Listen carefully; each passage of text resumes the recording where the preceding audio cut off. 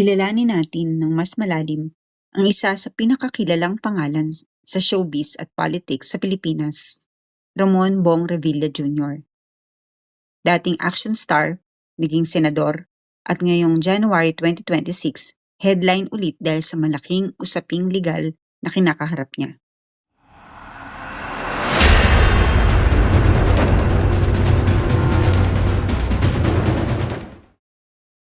Si Bong Revilla Jr. ay ipinanganak bilang Jose Marie Mortel Bautista noong September 25, 1966 sa Manila. Isa siya sa mga anak ni Ramon Revilla Sr., isang sikat na aktor at naging senador din, kaya mula pagkabata, nasa intersection na siya ng showbiz at politics, dalawang larangan na kilala sa Pilipinas na magkakambal. Bago sumabak sa politika, action star muna si Bong.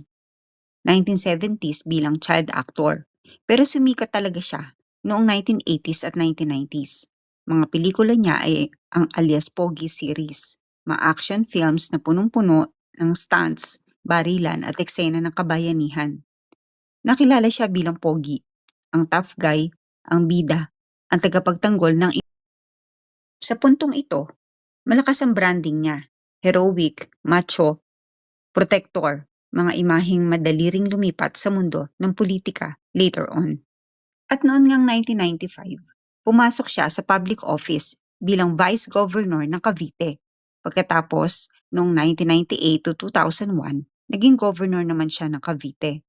Pagdating ng 2004, tumakbo at nanalo siya sa Senado. Bilang senador, involved siya sa iba't ibang committee at bills, kabilang ang infrastructure, entertainment, at consumer protection.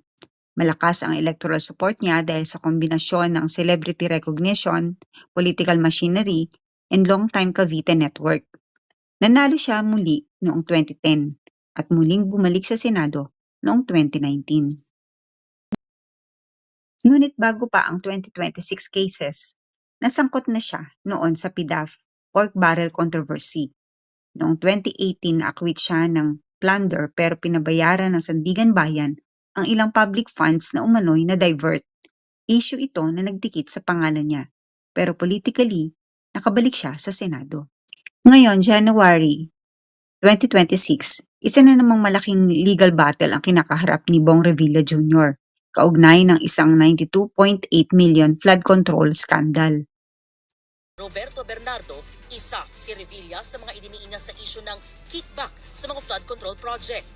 2024 nang magtagpo umano sila ni Revilla kung saan ibinigay umano ni Bernardo kay Revilla ang listahan ng mga proyekto mula kay dating DPWH Bulacan 1st District Engineer Henry Alcantara. 25% umano ang napag-usapang commitment para sa nooy senador. Noong Nobyembre, isinalaysay ni Bernardo sa Senado kung paano niya inihatid ang 125 million pesos sa bahay ni Revilla sa Cavite. After receipt of the 25% commitment, which were packed in 6 cardboard boxes, each containing at least 20 million, and 1 paper bag containing 5 million, I called up Senator Revilla to inform him the same is ready to be turned over to him. Sometime December 2024, probably the Monday after my receipt of the commitment, my driver and I went to the residence of Senator Revilla. I saw Senator Revilla at the terrace. I walked over to Senator Revilla for a casual talk. While the boxes were being unloaded, Senator Revilla and I talked for about 20 to 25 minutes. Key allegations na di umano'y 25% kickback scheme para i-endorse ang projects at di umano'y direct cash deliveries na umabot sa 125 million at 250 million bago mag-midterm elections noong 2025. Mga ghost projects na nasa papel lang. Lahat ito ay malalaking paratang na may mabigat na political implications. Nitong Biyernes lang inihain ng Ombudsman sa Sandigan Bayan ang mga kasong graft at malversation through falsification of public documents laban kina dating Senador Bong Revilla at 6 na iba pa kaugnay sa umano'y 92.8 million peso ghost flood control project sa Pandi, Bulacan. Kaninang umaga, iniraffle ang mga kaso sa korte. 4th Division ang hahawak ng kasong graft sa pamumuno ni Justice Michael Frederick Musni. Ang malversation case na walang inirekomendang piyansa na iraffle sa 3rd Division kung saan chairman si Justice Carl Miranda. Pero hindi rin ito one-sided. Matindi rin ang depensa ni Revilla. Tinawag niyang absolute lies at baseless ang accusations. Nagsubmit siya ng counter affidavits noong December 10, 2025 at January 5, 2026. Ang legal team niya sinasabing hearsay at evolving ang testimonya ng witnesses. Nabanggit din niya na siya raw ay easy target ng political harassment. At bago mag-alas 6 ng gabi, nag-utos ng maglabas ng arrest warrant ang Sandigan Bayan 3rd Division. Natukoy na may probable cause para ipaaresto si dating Senador Revilla at mga dating opisyal at kawani ng DPWH Bulacan 1st District Engineering Office na sina Bryce Hernandez, JP Mendoza, RJ Dumasig, Emelita Huat, Juanito Mendoza at Christine Pineda. Naglawas na rin ang whole departure order laban sa 7. Sa kasong inihain ng Ombudsman, inakusahan sila ng pagsasabwatan para ilabas ang pondo para pampagawa ng flood control project sa Purok 5 Barangay Bunsuran sa Pandi. Pero nang inspeksyonin ng lugar, wala namang naitayong proyekto. Ayon sa Ombudsman, para mailabas ang kabuang project cost, nagpalsipika umano ng mga accomplishment report at nag-issue ng mga peking billing document. Minutes. Mariing itinanggi ni Revilla ang mga akusasyon noon. Tinawag pa ito ng kanyang kampo na political persecution. Imbento raw ang mga aligasyon na intensyong sirain ang reputasyon ni Revilla at ilihis ang atensyon ng publiko sa totoong may sala. Based sa latest developments, first case niya is graft and malversation charges. On January 16, 2026, inihain ng Office of the Ombudsman sa Sandigan Bayan. Kaugnay ng Ghost Flood Control Project sa Pandi, Bulacan. Umano'y tinanggap ang pondo pero walang aktwal na proyekto. Pagkatapos naglabas ang Sandigan Bayan 3rd Division ng warrant of arrest at whole departure order laban kay Ramon Bong Revilla Jr., kaugnay ng kaso ng malversation at falsification ng public documents sa umano'y 92.8 million ghost project sa Pandi, Bulacan, kusang sumuko si Revilla sa PNP Criminal Investigation and Detection Group o CIDG sa Camp Crame noong gabi ng January 19, 2026. Para sa Ghost Flood Control Project sa Pandi, Bulacan. At saksi live si EJ Gomez. EJ? Pia, nandito nga tayo sa labas nitong Crime Investigation and Detection Group o CIDG headquarters sa Camp Crame sa Quezon City kung saan nandito nga si dating Senador Bong Revilla kasunod ng inilabas ng 3rd Division Sandigan Bayan na arrest warrant laban sa kanya. 9:57 PM kanina nang namataan natin ang pagdating ni Revilla dito sa PNP CIDG headquarters. Kasama niya ang kanyang kabiyak na si Cavite 2nd District Representative Lani Mercado at dalawang anak na sina Cavite 1st District Representative Jolo at Agimat Party List Representative Brian. Sa isang Facebook Live ngayong gabi, nanawagan si dating Senador Bong Revilla ng panalangin para sa kanya at para sa kanyang pamilya. Sinabi niya ito sa isang Facebook Live video pasado alas 9 ng gabi. Aniya, parang walang due process. Dagdag ni Revilla, haharapin niya ang kanyang kaso ng walang takot. Napakasakit po para sa akin at para sa aking pamilya. Yun lamang po, maraming salamat. Alam ko hindi ako papabayaan ng Diyos. Thank you po. Ayon sa ulat, Please pray isinuko ni Revilla ang kanyang sarili sa otoridad at agad siyang sinerve ng arrest warrant at sinabihan ng kanyang constitutional rights bago isinailalim sa standard na booking at medical procedures sa kustodya ng CIDG. Sa isang video statement sa Facebook Live bago sumuko, inihayag niya ang kanyang damdamin. Sagot niya na tila walang due process dahil agad na ini-issue ang arrest warrant at HDO. Ngunit sinabi niyang haharapin niya ang kaso without fear at naniniwala siyang hindi siya pababayaan ng Diyos dahil sa paniniwala niyang siya ay inosente. Humiling din siya ng panalangin at suporta para sa kanyang pamilya sa gitna ng sitwasyon. Magandang gabi po mga kababayan.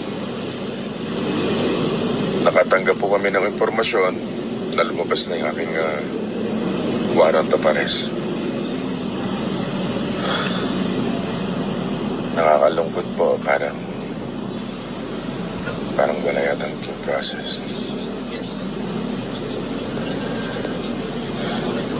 Pero ganun pa man, haharapin ko to ng walang takot. At alam kong hindi ako papabayaan ng Diyos dahil wala po akong kasalanan dito. Hilingin ko lang,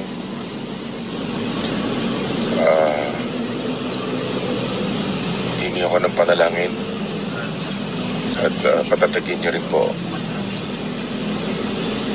ang aking pamilya.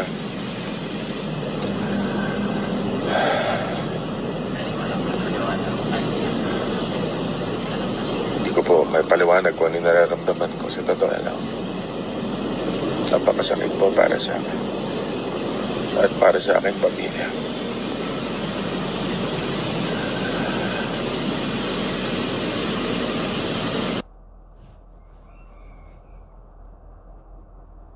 Wala ring pahayag na detalyadong strategic legal plan mula personal kay Revilla sa media kung paano niya balak i-challenge ang kaso sa loob ng korte pagkatapos ng pagsuko. Pero base sa mga dating hakbang tulad ng pag-file ng counter-affidavits at depensa laban sa mga aligasyon sa DOJ noong December 2025, malinaw na balak niya ipagtanggol ang sarili at kontrahin ang mga akusasyon sa legal na proseso. Sa madaling salita, ang plano ni Bong Revilla sa ngayon ay harapin ang legal na proseso sa korte matapos ang pagsuko sa CIDG. As of January 21, 2026, former Senator Bong Revilla was detained at the Quezon City Jail in Payatas upon the order of the Sandigan Bayan's 3rd Division. Reports from the Quezon City Police District said Revilla, who was heavily escorted, arrived at the jail's meal dorm past 2 p.m., where he would be detained while waiting for a court ruling regarding his request to be transferred to the custodial facility of the Philippine National Police in Camp Crame. Sa ngayon, ginigiit niya ang kanyang innocence at due process rights at hahanapin ang pinakamahusay na paraan para ipagtanggol ang sarili sa mga kasong nakabinbin laban sa kanya. Isa rin sa malaking usapin ngayon ay kung paano itatrato si Bong Revilla Jr. habang dinidinig ang kaso. Kasi ayon kay DILG Secretary Remulla, walang special treatment na ibibigay kay Revilla sa proseso ng kanyang pagkakakulong. Sinabi niya na malinaw ang prinsipyo dito. Wala nang posisyon si Revilla sa gobyerno. Hindi na siya senador, hindi na gobernur, at sa mata ng batas, isa siyang ordinaryong mamamayan. Ang ibig sabihin niyan, hindi pwedeng gamitin yung dating status o power para makakuha ng mas maginhawang kondisyon sa kustodya at para makaiwas sa proseso ng batas.